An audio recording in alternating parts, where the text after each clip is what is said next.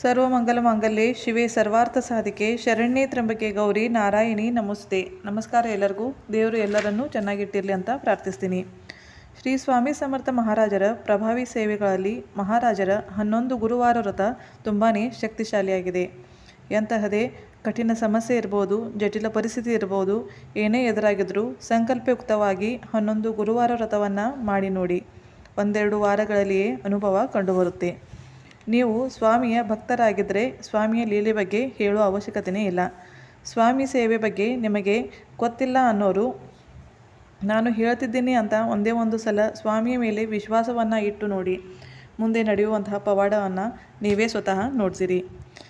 ಈಗ ಶ್ರೀ ಸ್ವಾಮಿ ಸಮರ್ಥ ಮಹಾರಾಜರ 11 ಗುರುವಾರ ವ್ರತದ ನಿಯಮಗಳೇನು, ಅದನ್ನು ಹೇಗೆ ಮಾಡಬೇಕು ಅಂತ ನೋಡೋಣ. ಯಾವುದೇ ಒಂದು ಗುರುವಾರದಂದು ಬೆಳಿಗ್ಗೆ ಶ್ರೀ ಸ್ವಾಮಿ ಸಮರ್ಥ ಮಹಾರಾಜರ ಕೇಂದ್ರದಲ್ಲಿ ಅಥವಾ ನಿಮ್ಮ ಮನೆ ಹತ್ತಿರ ಇರುವಂತಹ ದತ್ತ ಮಂದಿರದಲ್ಲಿ ಮಹಾರಾಜರ ಮುಂದೆ ಒಂದು ತೆಂಗಿನಕಾಯಿ ಮತ್ತು ಕಲ್ಲು ಸಕ್ಕರೆಯನ್ನು ಇಟ್ಟು ಕೈ ಮುಗಿದು ಬರಬೇಕು. ಮನೆಯಲ್ಲಿ ದೇವರ ಮುಂದೆ ಕುಳಿತು ಸಂಕಲ್ಪವನ್ನು ಮಾಡಬೇಕು. ಬಲಗೈಯಲ್ಲಿ ನೀರು ತೆಗೆದುಕೊಂಡು ಸ್ವಲ್ಪ ಅಕ್ಷತೆಯನ್ನು ಹಾಕಿ ಒಂದು ಹೂವನ್ನು ಹಾಕಿ ಸ್ವಾಮಿಯಲ್ಲಿ ನಿಮ್ಮ ಇಚ್ಛೆಯನ್ನು ಹೇಳಿ 11 ಗುರುವಾರದ ವ್ರತವನ್ನು ಮಾಡೋದಾಗಿ ಹೇಳಬೇಕು. ಈಗ ಕೈಯಲ್ಲಿನ ನೀರನ್ನು ತಟ್ಟೆಯಲ್ಲಿ ಹಾಕಬೇಕು. ಈಗ ನಿಮ್ಮ ಸಂಕಲ್ಪಯುಕ್ತ ಸೇವೆ ಪ್ರಾರಂಭವಾಗುತ್ತೆ.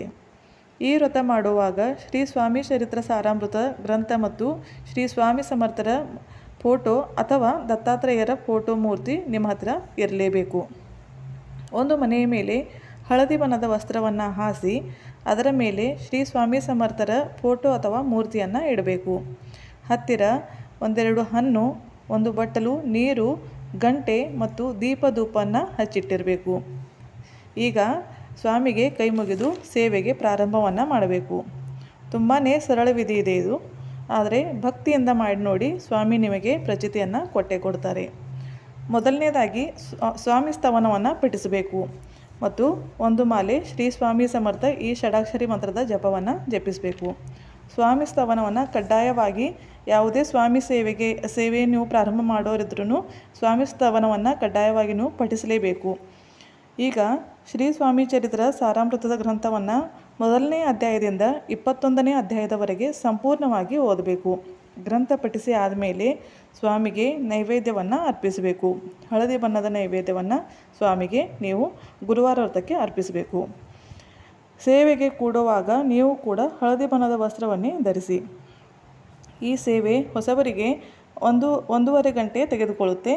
ಆದರೆ ಪಠಿಸಿ ರೂಢಿಯಾದ ಮೇಲೆ 1 ಗಂಟೆಯಲ್ಲಿ ಸೇವೆ ಕಂಪ್ಲೀಟ್ ಆಗುತ್ತೆ. ಇಷ್ಟು ಸೇವೆ ಮಾಡಿ ನೈವೇದ್ಯವನ್ನು ಅರ್ಪಿಸಿ ಸ್ವಾಮಿಯ ಆರತಿಯನ್ನು ಮಾಡಬೇಕು. ಮೊದಲನೇ ಗುರುವಾರ ಮಾತ್ರ ಸಂಕಲ್ಪವನ್ನು ಮಾಡಬೇಕು. ನೆಕ್ಸ್ಟ್ ಗುರುವಾರದಿಂದ ನೀವು ಡೈರೆಕ್ಟಾಗಿ ಪೂಜೆಯನ್ನೇ ಮಾಡ್ಬೋದು. ಈ ರೀತಿ 11 ಗುರುವಾರ ಈ ವ್ರತವನ್ನು ಮಾಡಿ ಕೊನೆಯ ಗುರುವಾರ ಚಿಕ್ಕ ಮಕ್ಕಳಿಗೆ ನೀವು ಮನೆಯಲ್ಲಿ ಊಟವನ್ನು ಬಡಿಸ್ಬೋದು. ಇಲ್ಲ ಅಂದರೆ ಯಾವುದೇ ಒಂದು ಅನ್ನಛತ್ರದಲ್ಲಿ ದಾನವನ್ನು ಕೊಡಬಹುದು. ಈ ಸೇವೆ ಪ್ರಾರಂಭ ಮಾಡಿ ನೋಡಿ. ಒಂದೆರಡು ಗುರುವಾರದಲ್ಲಿಯೇ ಪ್ರಚಿತಿ ಕಂಡುಬರುತ್ತೆ. ಆದರೆ ಸ್ವಾಮಿಯ ಮೇಲೆ ನೀವು ದೃಢ ವಿಶ್ವಾಸವನ್ನು ಇಡಲೇಬೇಕು. ಸೇವೆ ಮಾಡಿ ಫಲ ಪಡೆಯಿರಿ. ಶುಭವಾಗಲಿ. ಬೈ. Take care.